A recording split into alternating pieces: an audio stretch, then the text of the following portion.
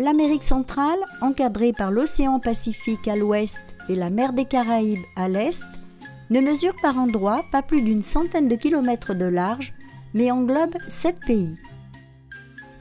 Parmi eux se trouve le Costa Rica, 10 fois plus petit que la France. Il détient la première place en matière environnementale et concentre 6% de la biodiversité mondiale. Après une première nuit passée à San José, Daniel, notre guide, nous montre sur la carte l'itinéraire que nous allons suivre avec les étapes prévues pour les prochains jours. Depuis San José, nous irons en direction du sud, en passant par la vallée de Dota jusqu'à la péninsule d'Osa. Nous remonterons le long de la côte pacifique à Dominical, puis Zapotal de Miramar. Dans le nord du pays, nous passerons par La Fortuna, puis nous traverserons jusqu'à la côte Caraïbe à Tortuguero. Finalement, nous terminerons notre circuit à San José.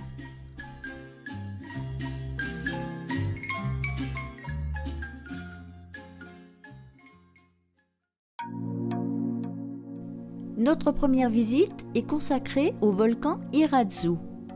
Le Costa Rica, situé sur la ceinture de feu du Pacifique, est une terre de volcans.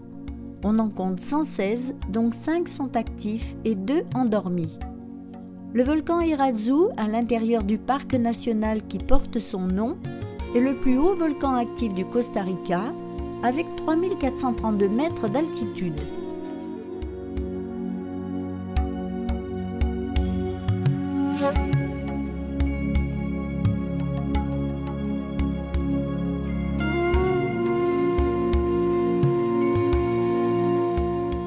Le cratère principal, qui mesure plus de 1000 mètres, pour une profondeur de 300 mètres, héberge un lac acide coloré.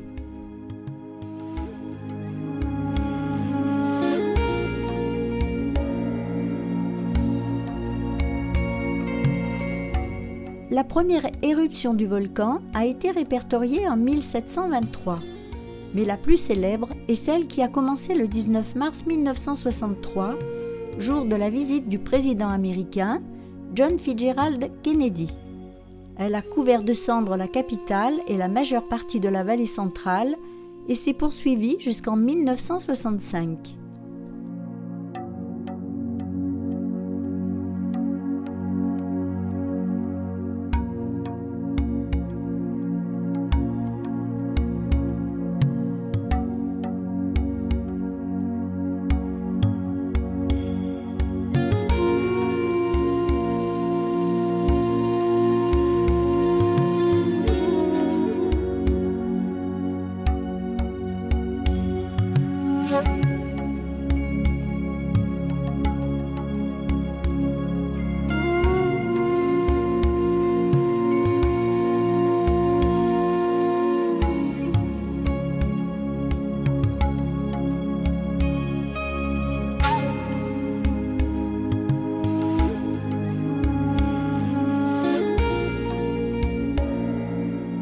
Dans le fond de la vallée, on aperçoit Cartago, troisième plus grande ville du pays et ancienne capitale jusqu'en 1823. Elle est située dans la région centrale, à 1435 mètres d'altitude, sur les pentes du volcan Irazu.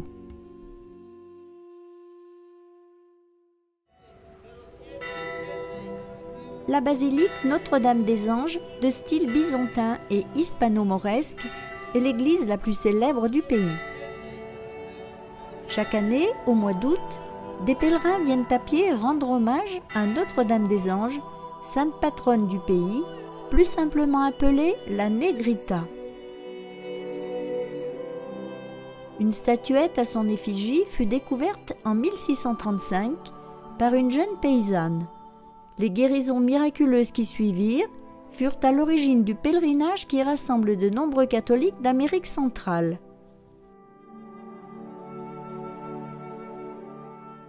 Les pèlerins se dirigent à genoux vers l'autel de la Vierge.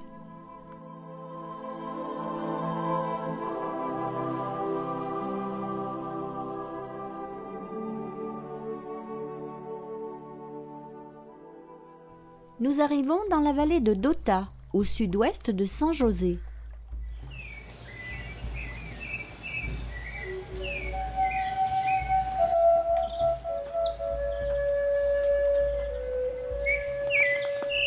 Dans une région montagneuse, à 2200 mètres d'altitude, notre lodge est situé au calme, au frais, en pleine nature, à San Gerardo de Dota.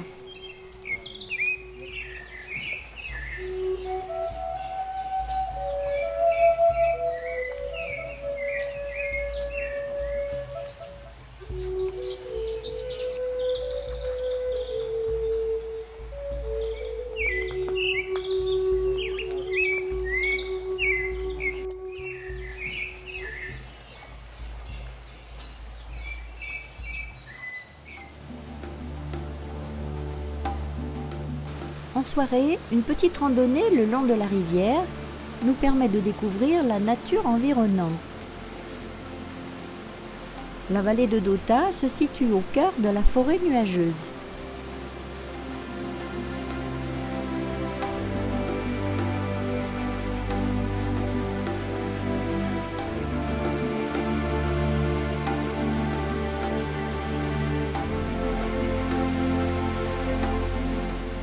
Ces forêts se développent dans des zones tropicales humides, entre 1000 et 3000 mètres d'altitude. Elles possèdent des écosystèmes souvent considérés comme parmi les plus riches au monde. Elles baignent dans une brume quasi permanente qui leur donne un charme unique et une ambiance envoûtante. La vallée de Dota abrite plus de 170 espèces d'oiseaux, dont quelques-unes endémiques de la zone, comme l'emblématique quetzal. Le lendemain matin, à l'aube, nous sommes en place pour tenter d'apercevoir les quetzals. C'est le moment où l'on a le plus de chances de pouvoir les observer. Nous sommes donc pleins d'espoir. À tour de rôle, nous scrutons la forêt alentour avec la longue vue prêtée par notre guide local.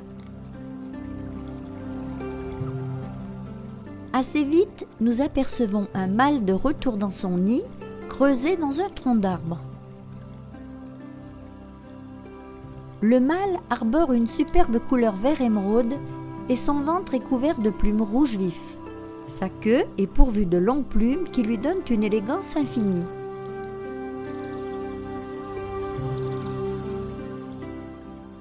Le quetzal resplendissant occupait une place très importante dans la mythologie des civilisations préhispaniques et reste de nos jours un oiseau vénéré et protégé.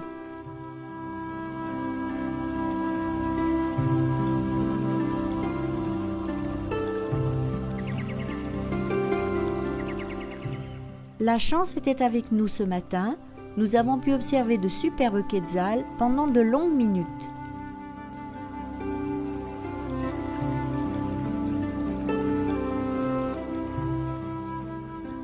Nous avons quitté la forêt nuageuse pour rejoindre le sud et la côte pacifique.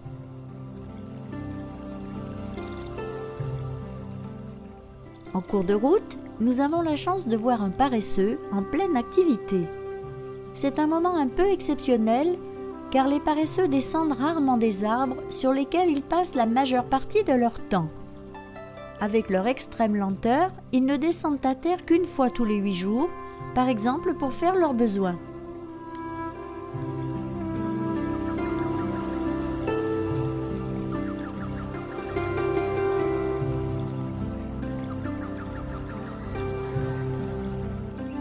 Nous sommes arrivés au bout de la route, à Sierpe, et c'est en bateau que nous allons rejoindre la péninsule d'Osa, un des lieux les plus reculés et sauvages du pays.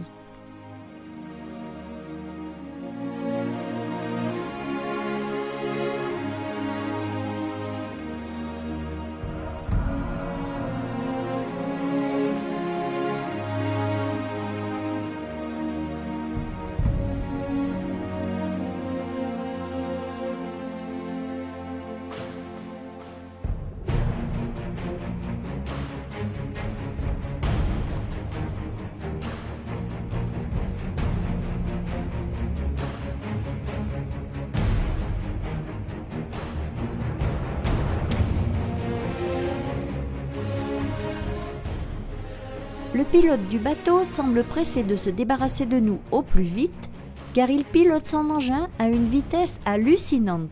Nous sommes secoués et ballottés dans tous les sens.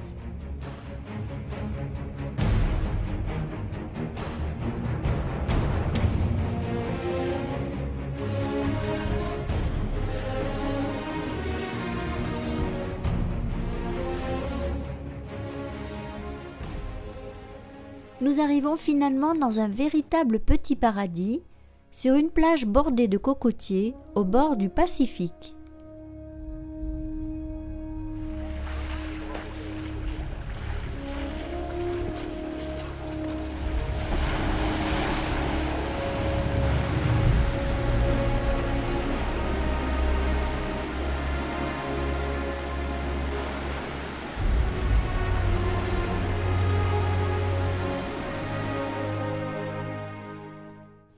Nous apercevons notre lodge nichée dans la végétation en hauteur sur la pente de la colline.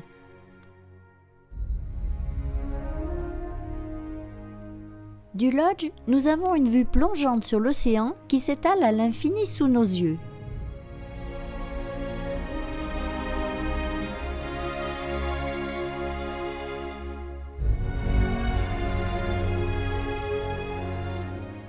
Nous nous installons pour 2 nuits dans ces charmants bungalows, idéalement situés.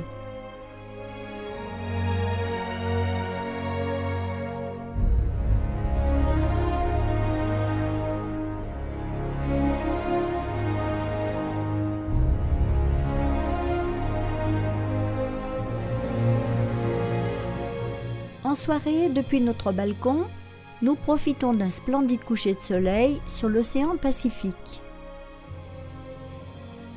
Lendemain matin, 6 heures, nous embarquons pour une petite traversée jusqu'à la station de la Sirena, sur la péninsule d'Osa, porte d'entrée du parc national Corcovado.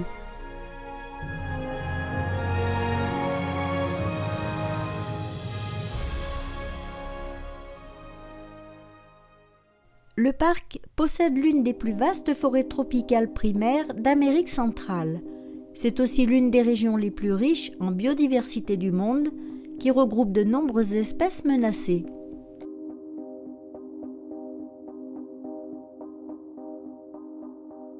Nous partons à pied sur des sentiers de randonnée qui parcourent des milieux naturels variés où les rencontres avec ses habitants ne tardent pas.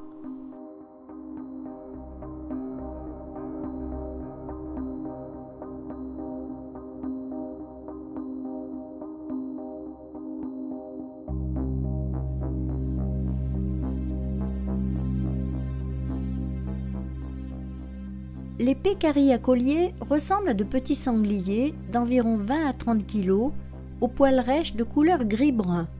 Un collier de poils blanchâtres orne leur cou. Les pécaris sont sociables et vivent en troupes familiales, généralement composées de 6 à 9 individus, dans des habitats divers, aussi bien en prairies humides que forêts sèches ou tropicales. Essentiellement végétarien, il se nourrit surtout de racines, de tubercules et de graminées. Il complète aussi son alimentation avec des invertébrés et petits vertébrés afin de combler ses besoins en protéines.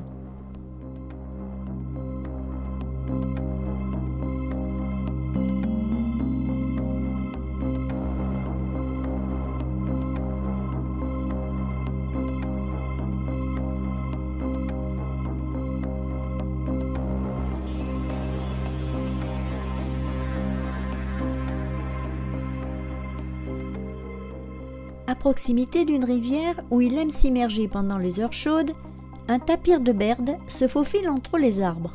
C'est un animal discret et timide, généralement solitaire. Il peut atteindre les 400 kg pour 2 mètres de long et 1,20 m de hauteur au garrot. Cet herbivore, au pelage ras, gris-brun, possède un museau terminé par une trompe préhensile. Localisé en Amérique centrale, il est protégé au niveau national car en danger de disparition.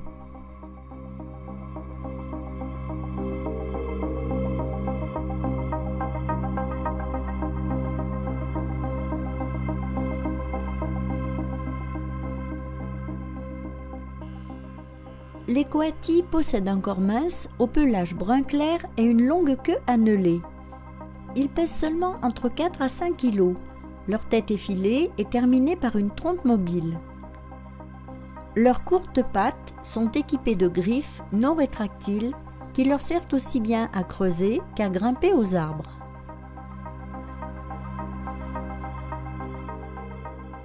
Les coatis cherchent leur nourriture aussi bien au sol que dans les arbres.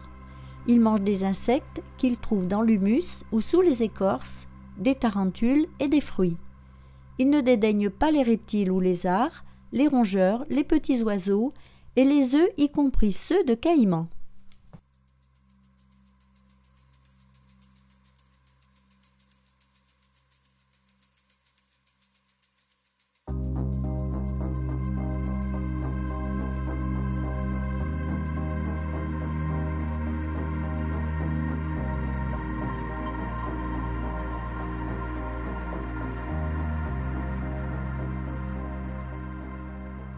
Un tiers des espèces d'arbres recensées au Costa Rica sont présents au parc Corcovado. Le secteur fut déclaré parc national en 1975, ce qui freina la déforestation lors de l'arrivée des bûcherons dans les années 1960.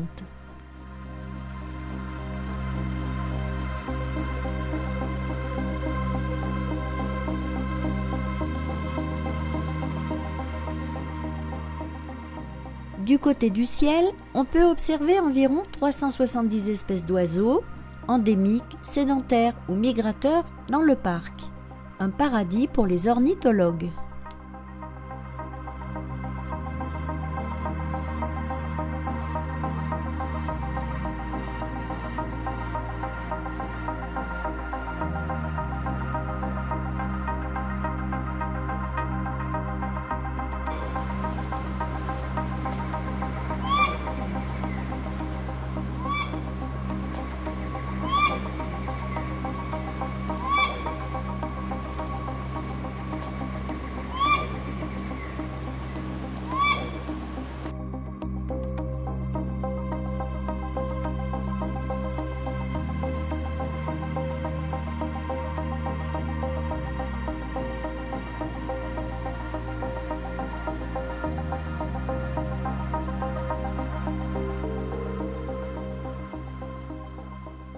Les 4 espèces de singes présentes au Costa Rica se trouvent également au parc Corcovado. La telle, le capucin, le saïmiri ou singe écureuil et le singe hurleur que l'on peut voir ici. C'est un animal social qui vit généralement en petits groupes d'une dizaine d'individus, actifs tôt le matin et tard dans l'après-midi. La présence de l'homme ne les gêne pas du tout. Malgré leur taille modeste, 70 cm et 10 kg maximum pour un mâle, les singes hurleurs possèdent un cri puissant qui peut être entendu jusqu'à 3 km. Ils font partie des animaux les plus bruyants au monde. Ils vivent principalement au niveau de la canopée et se nourrissent de fruits et de feuilles. Les jaguars et certains rapaces sont leurs principaux prédateurs. Les réserves naturelles et parcs nationaux occupent un quart du territoire du Costa Rica, ce qui le qualifie comme l'un des poumons verts de la planète. Au terme d'une randonnée de 3 heures, nous avons rejoint la côte Pacifique où notre bateau nous attend.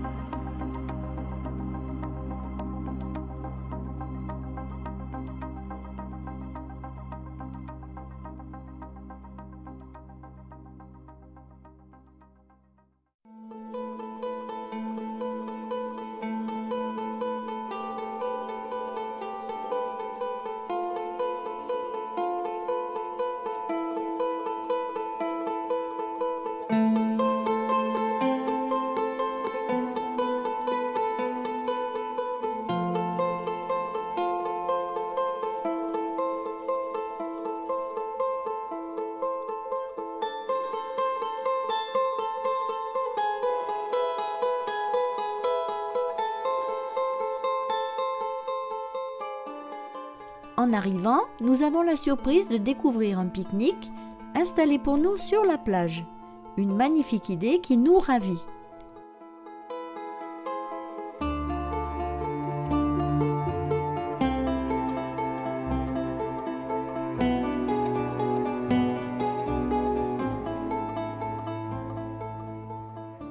C'est aussi l'heure du repas des singes araignées. Tout en nous observant, ils dégustent des mangues cueillies directement sur les arbres en bordure de plage.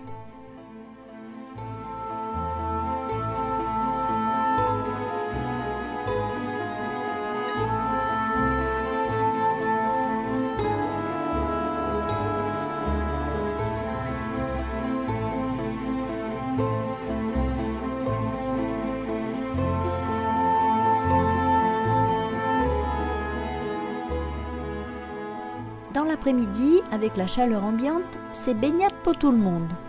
Nous avons découvert une petite rivière plus fraîche et plus calme que l'océan.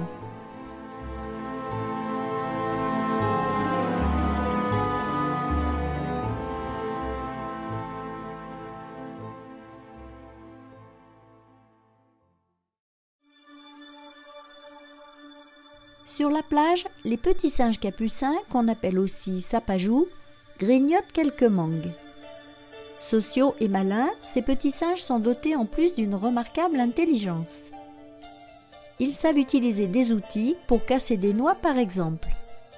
Arboricoles, ils vivent dans la canopée, mais redescendent aussi au sol. Ils évoluent en groupe d'une quinzaine d'individus composés de mâles et de femelles. Ils se plaisent dans les forêts tropicales d'Amérique centrale où ils jouent un rôle prépondérant en dispersant les pollens et les graines. Les principales menaces qui pèsent sur les capucins sont la déforestation et le braconnage. Ils sont en effet régulièrement capturés pour servir d'animal de compagnie ou pire, de sujet de laboratoire.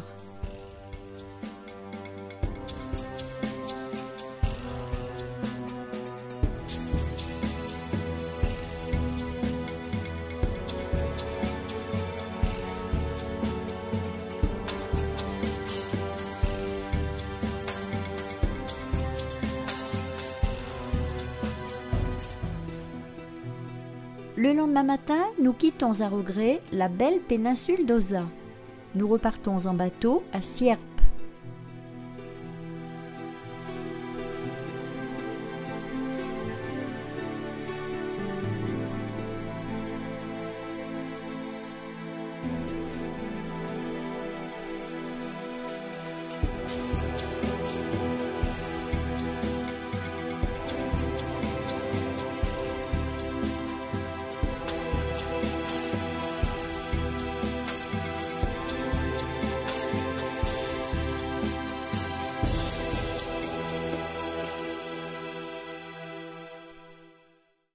Une fois débarqués à Sierp, nous dégustons un bon jus de noix de coco toute fraîche avant de prendre la route.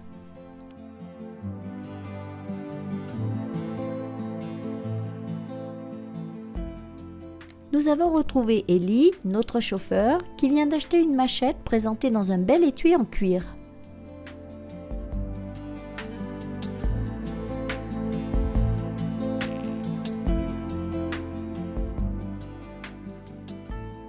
Nous marquons un stop en cours de route. Un iguane se promène sur la place d'un village.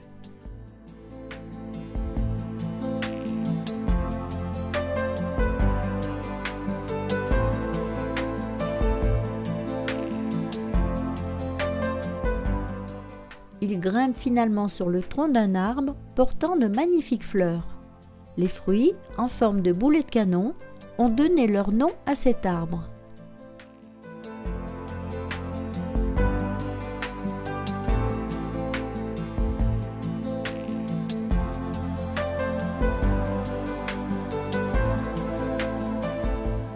Une autre curiosité nous attire, ces sphères constituées pour la plupart de granit.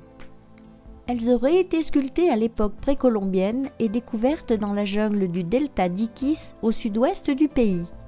Leur histoire reste assez mystérieuse à ce jour. Dans l'après-midi, nous avons atteint Dominical. Notre hôtel luxueux est composé de bungalows entourés d'une belle végétation tropicale, habités par de magnifiques oiseaux.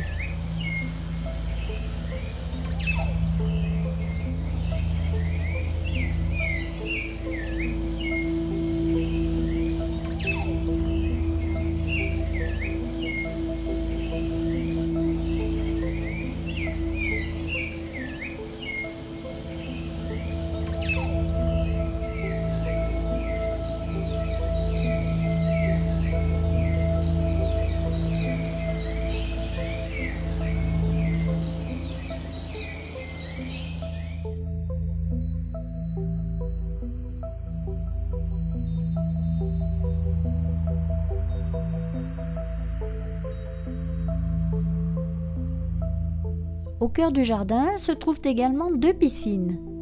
Nous testons sans tarder la température de l'eau, que nous trouvons finalement même un peu trop chaude.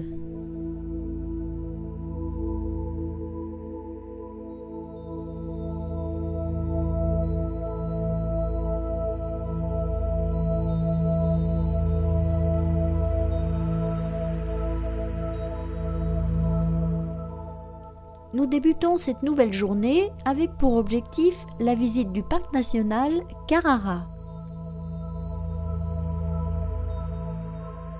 Avant même de pénétrer dans le parc, nous sommes accueillis par quelques beaux spécimens d'iguanes.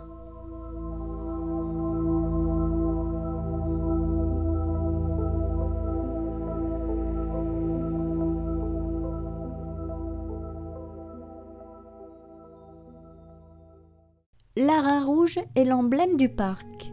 Situé sur la côte centrale du Pacifique, dans une zone de transition entre les forêts tropicales sèches du nord et les forêts tropicales humides du sud.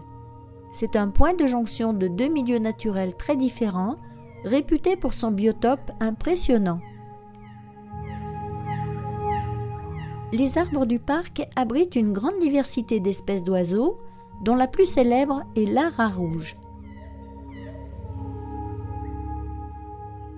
Cet oiseau tropical, aux couleurs flamboyantes, peut vivre jusqu'à 70 ans. Très fidèle, il ne reste qu'avec un seul partenaire toute sa vie. Cette espèce n'est présente que dans les régions du Pacifique central et du Pacifique sud. Hélas, en voie de disparition, ces oiseaux sont heureusement extrêmement protégés au Costa Rica.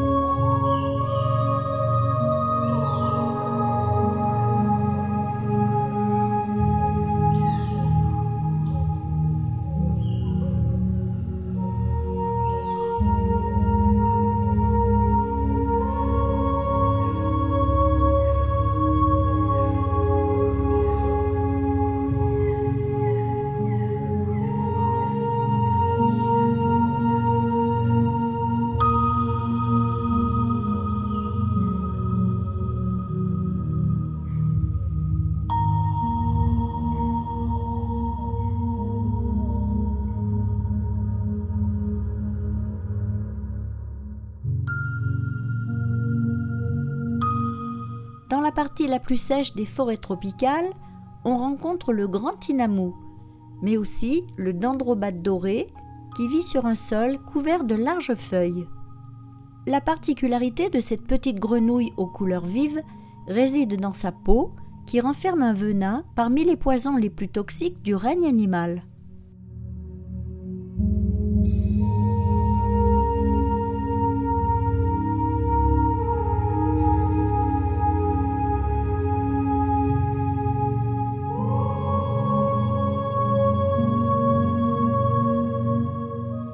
Depuis cette passerelle qui surplombe une petite rivière, nous apercevons 2 cerfs de Virginie en train de se désaltérer.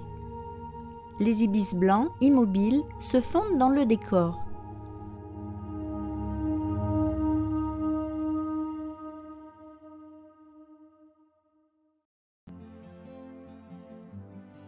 Nous quittons le parc Carrara et traversons le Rio Grande de Tarcoles.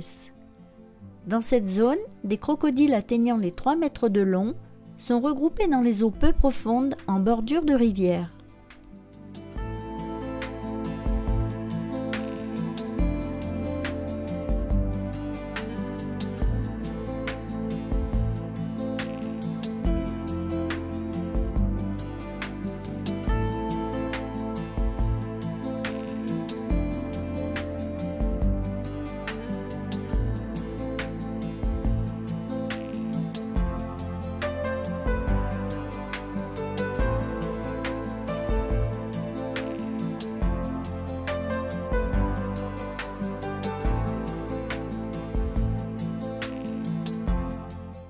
Nous avons repris la route.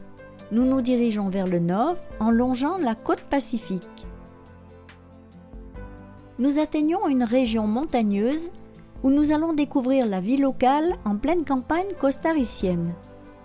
Nous arrivons à destination au village de Zapotal de Miramar.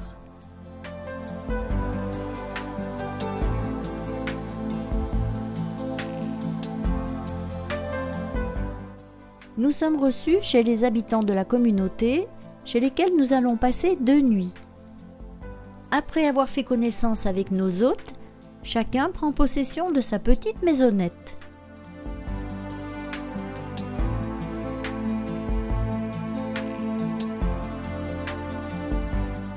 Nous partons à pied visiter la ferme biologique gérée de manière durable par la communauté rurale de Zapotal de Miramar.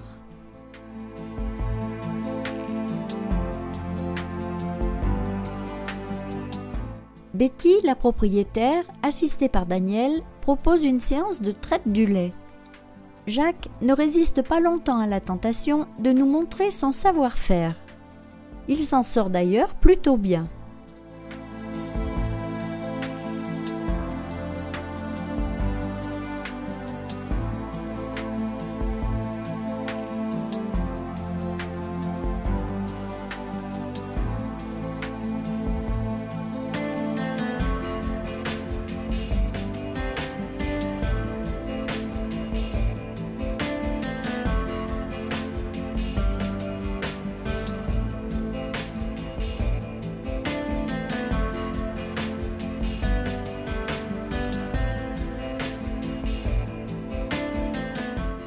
La visite se poursuit autour de ce petit lac, où l'on cultive également de nombreuses plantes aromatiques.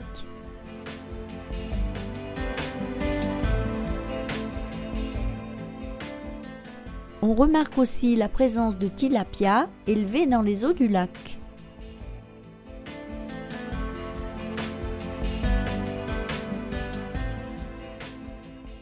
Après cette visite de la ferme, Betty nous propose une dégustation de fromage fabriqué maison, accompagnée d'une boisson composée de lait, de rhum, de vanille et de cannelle. Un sympathique moment d'échange autour de la table. En fait, en termes de... Non, en termes de texture. Ouais, parce que t'as du mal à te... Nous allons à présent rendre visite à un producteur artisanal de canne à sucre.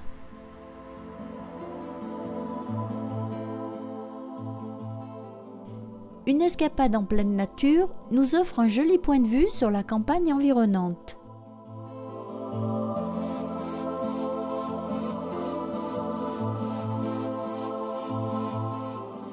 Nous pénétrons ensuite au cœur des plantations.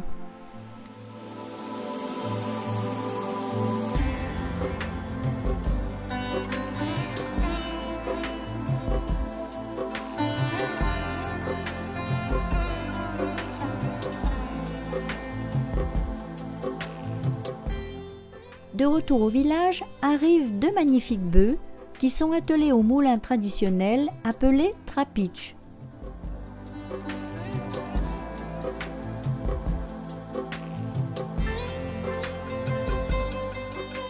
On introduit les bâtons de canne à sucre qui sont broyés par les énormes rouleaux actionnés par la force des animaux.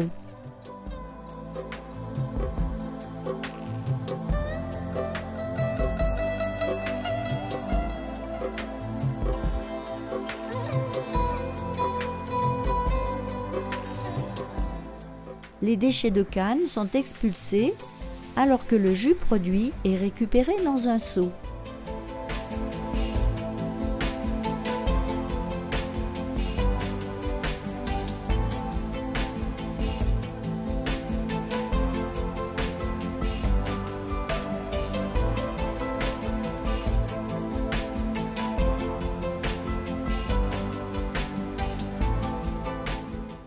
L'opération terminée, les bœufs sont libérés de leur mission.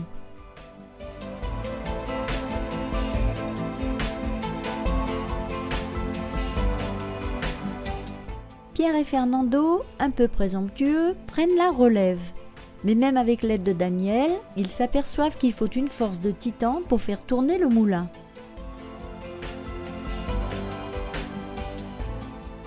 Le jus de canne récolté est porté à ébullition dans cette vaste marmite chauffée sur un feu de bois.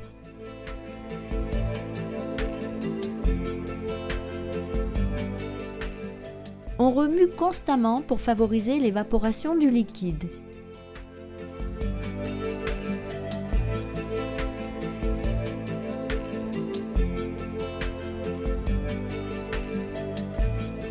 Lorsque la bonne texture est obtenue, le jus est travaillé dans ces grands bacs en bois.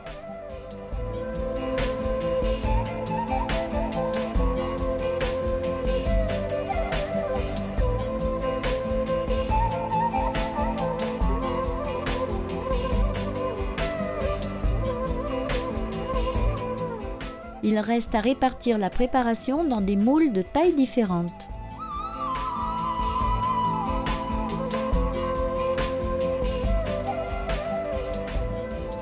Daniel participe activement à l'opération, suivi par Marie qui procède avec application et plaisir à cette mission.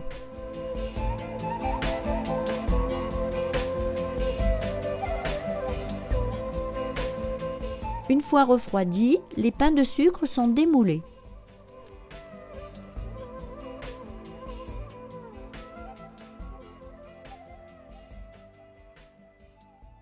Afin d'en savoir un peu plus sur les traditions culinaires du pays, Betty nous a organisé un cours de cuisine.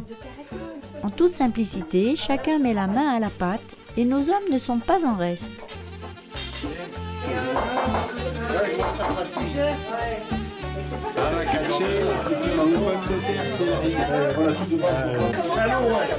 Attends, je vais te faire tuer par Betty. Les gros morceaux, on va mettre ça. Le slogan national « Pura Vida » reflète bien l'état d'esprit communicatif des costariciens. Sourire et bonne humeur sont toujours de mise. Ça prend un cuisinier en fait, Karima. Elle ne veut pas se marier en fait, elle ne veut pas me dire. Bon, ça vous fait pas rêver les filles. Les frères Jacques. On n'a pas la photo. Personne n'y croira. Depuis toujours, Ça fait tu mets cette tout là dans le... Alors